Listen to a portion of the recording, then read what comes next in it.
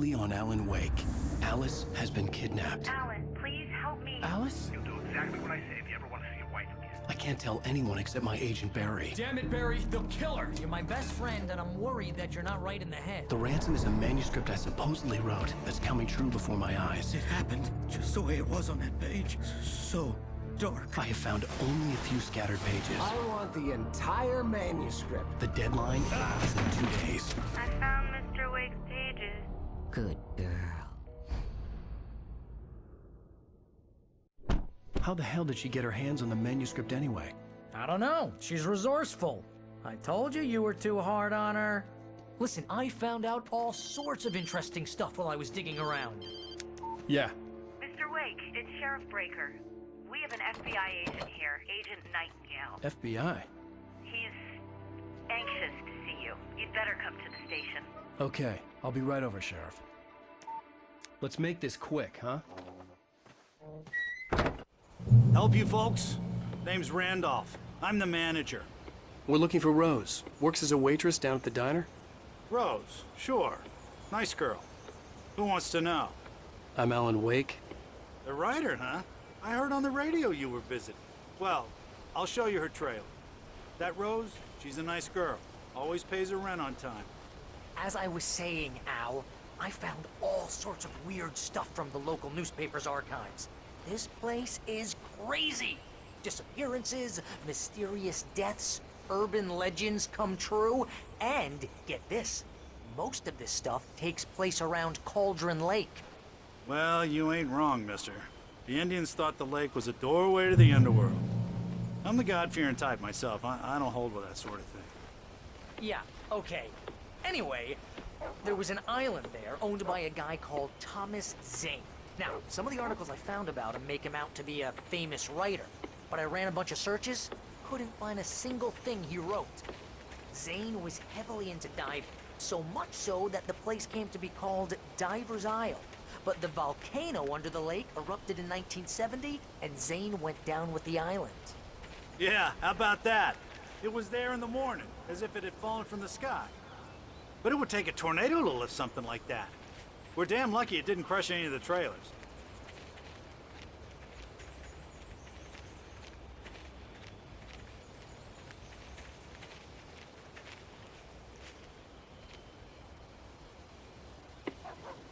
It gets better. A local girl, Barbara Jagger, drowned in Cauldron Lake just a week earlier. They were lovers.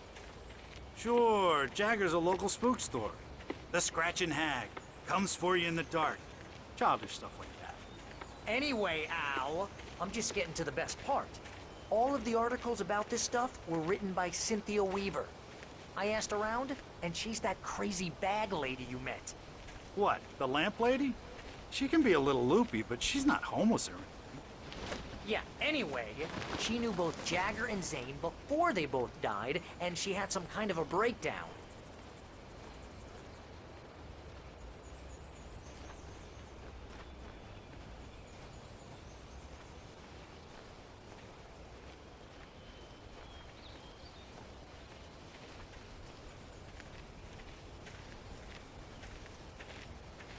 Well, mister, this here's Rose's trailer. You mind me asking what you want with her? We're just here to talk to her, pal.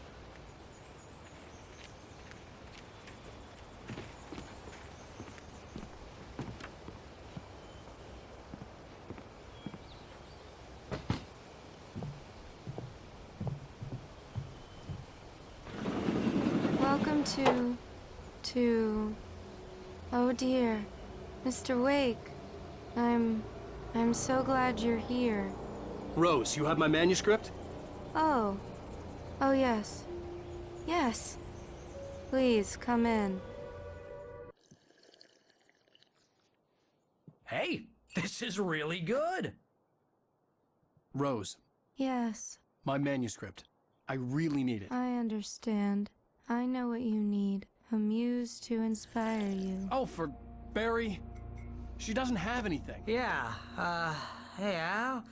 Al, what's... Oh... Barry! What?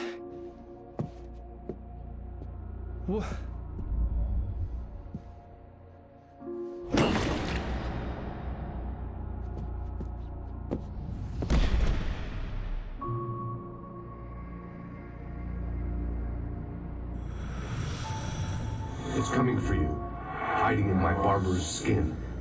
I'm too weak to stop it. You must turn the lights on. I promised I'd come visit you and your lovely wife. You must finish what you started. I insist. You must turn the lights on. Turn the light on. Back to work, boy.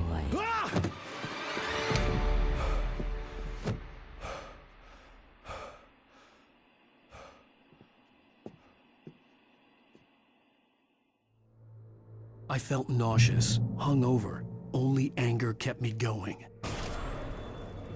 I can't tell reality from dream anymore, but it seems I have an imaginary editor to help me. She's an old woman in a funeral dress.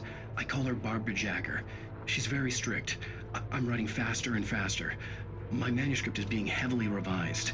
The edits are getting very aggressive. Rose took a day from me. I had less than 12 hours left to meet the kidnapper. All I could do was get Barry into the car, work something out once I got on the road. Welcome to the Oh Dear Diner. What can I get you today? Coffee? I couldn't work up much hate for Rose. Something had used her to get to me and left its mark. First refill is free. Milk and sugar on the counter there. Would you My like- gun and flashlight were gone. I'd have to find a way to get Barry into the car as quickly as possible. There was no time to waste.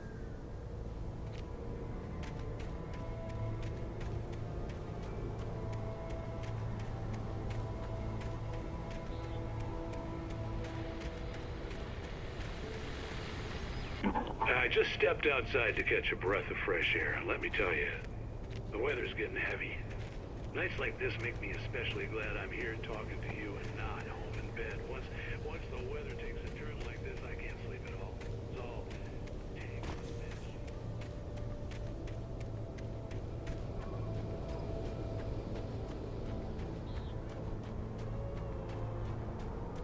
Oh, you're gonna get it now. God knows what you've done to that poor girl. This is Agent Nightingale, FBI! Get him up, Hemingway! You're under arrest! You move a muscle, I'll unload right in your goddamn face! Stay right where you are, Slane!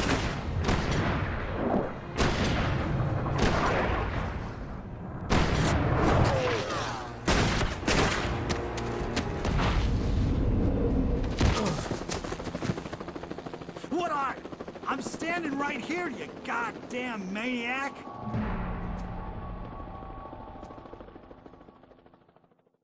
I hated to leave Barry behind, but there was no way I'd miss my appointment with the kidnapper. Give it up, Mr. Wake! Come on!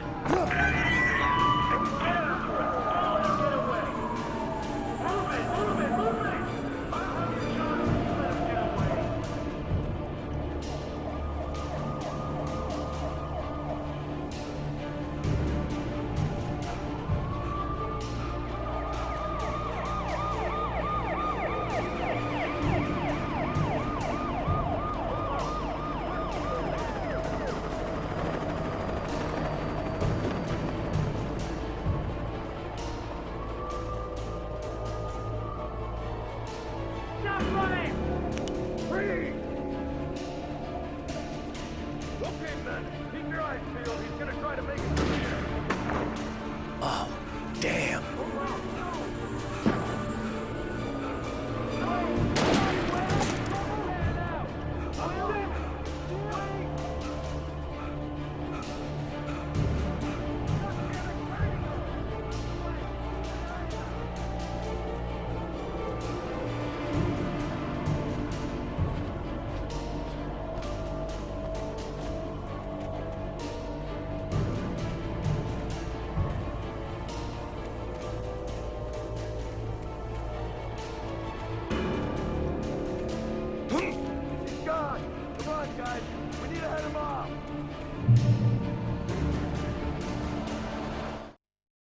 For decades, the darkness that wore Barbara Jagger's skin slept fitfully in the dark place that was its home and prison. It was hungry and in pain. It dreamed of its nights of glory when the poet's writing had called it from the depths and given it a brief, terrible taste of power and freedom. The rock stars had stirred it from the deep sleep the poet had sunk it back to in the end. When it sensed the rider on the ferry, it opened its eyes.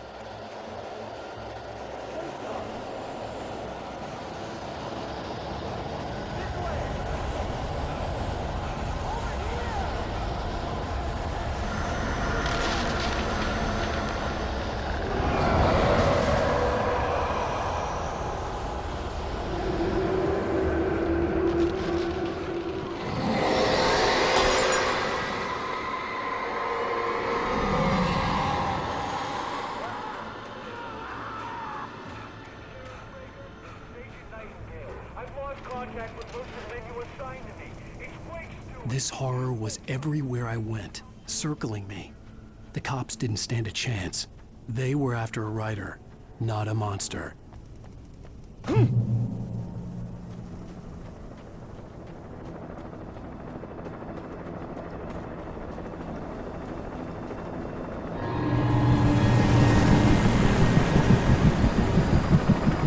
on the ground. Hold it right there. There's nowhere to run. Freeze!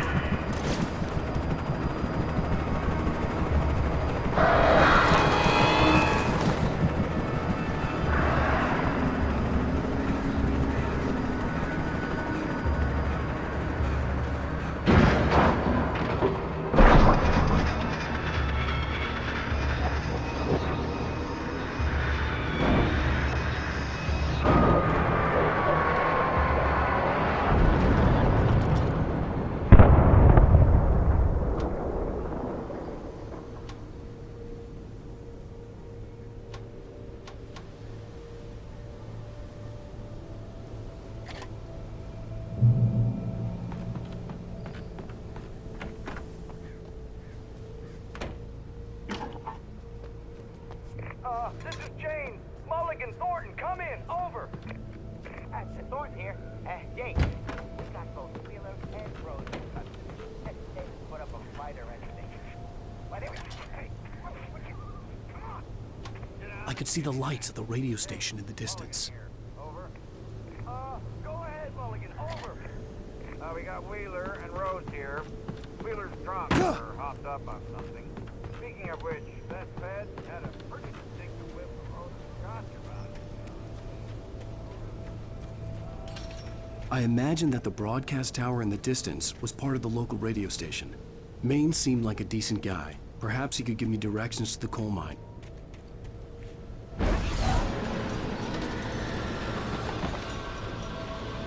Unnatural shadows clung to the gate. The darkness that was after me. I wouldn't get through without light.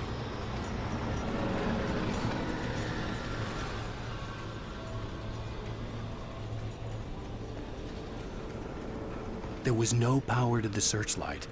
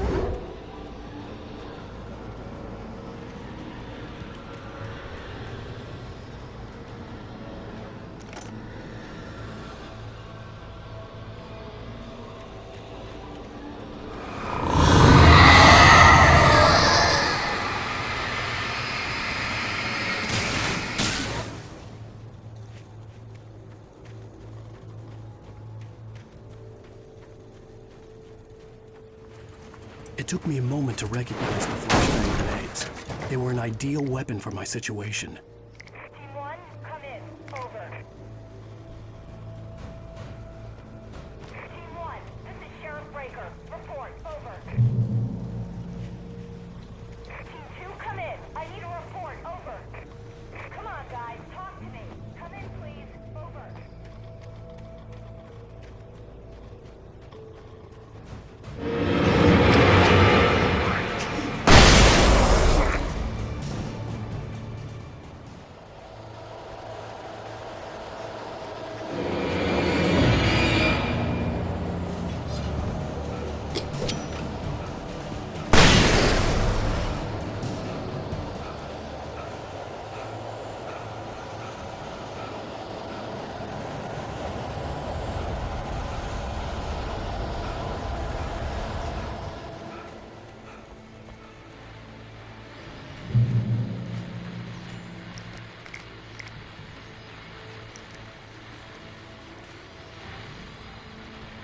And here's another call. You're on KBF-FM with Pat Maine. It's Milt Peabody, Pat. What's on your mind, Milt? Well, I live near the trailer park, Pat, and there's a big ruckus going on over there.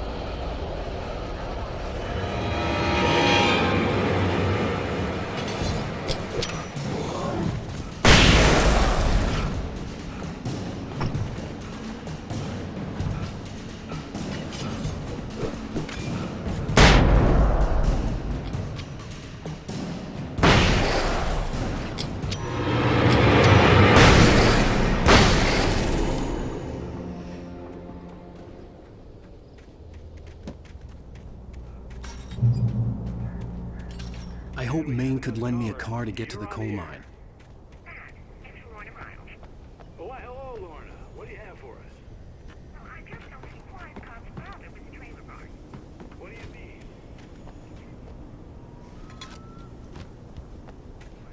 I mean, what do you expect? The sheriff should be helping us normal citizens instead of wasting resources on those people.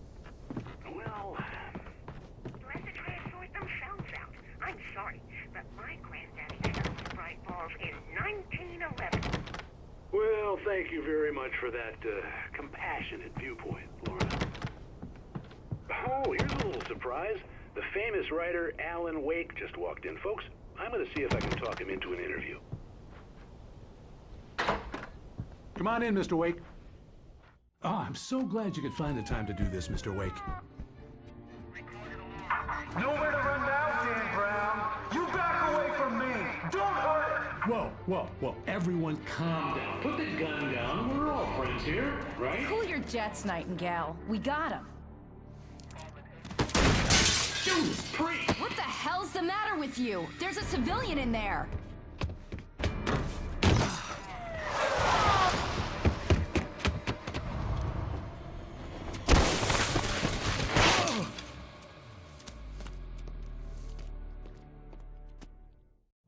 I'll get you yet, even if it kills me, you hear me? You hear me, H.P. Lovecraft? I had fallen off so many cliffs it was ridiculous. That's what you get for naming a book The Sudden Stop. It was probably good I hadn't had the chance to tell Maine where I was going. I'd have to lose the cops and find my own way to the mine.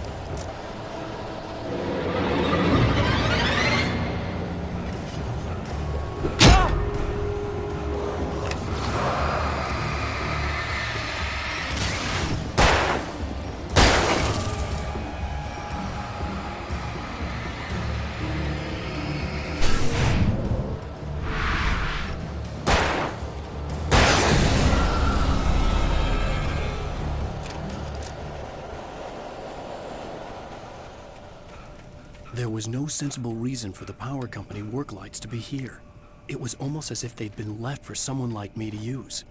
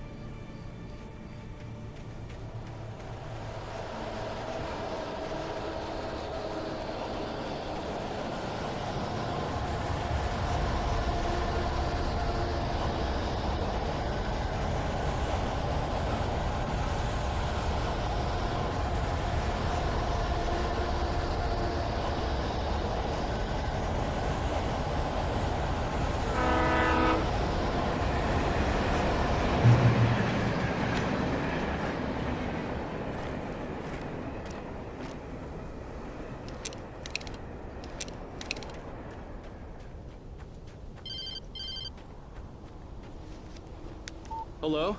The most stubborn man I've ever met. Alice? Alice? Alan, I'm so afraid. It keeps me in the dark. Please help me. I look at you, Alan, and it's not you. Something else. Looking out from behind your eyes. Alice, I'm here. I'm so alone here. It's all gonna go to hell. You need to be careful. Cooperate. The connection had been terrible, but that wasn't the only thing that hadn't been right with the call. She sounded wrong somehow, but she had called me.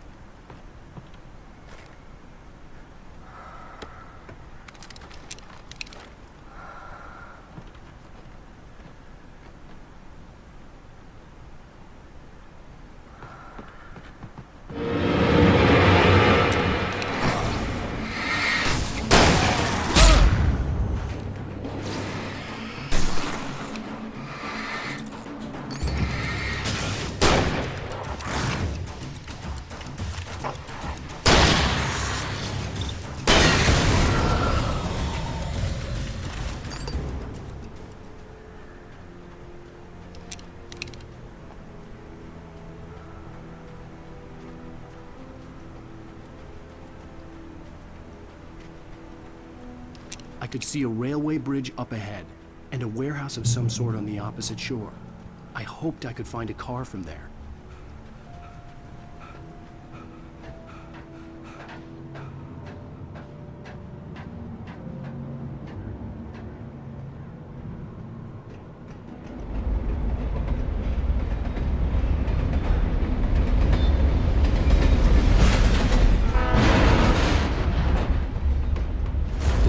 That was pursuing me was growing stronger, and it was taking over everything in its path.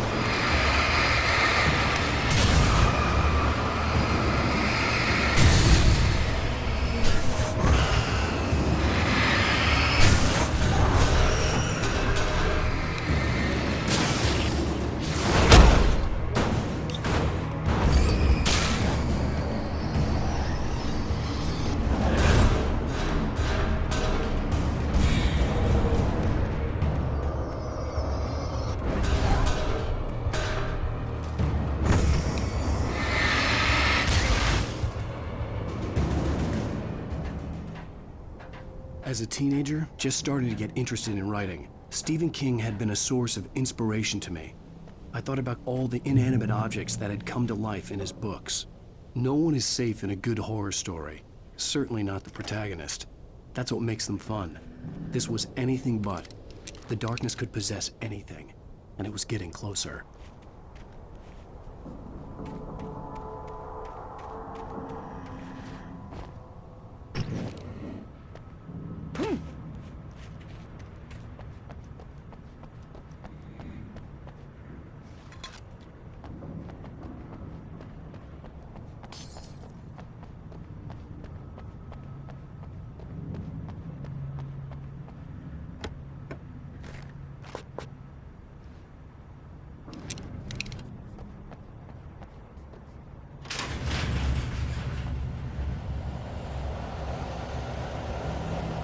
Did you call me?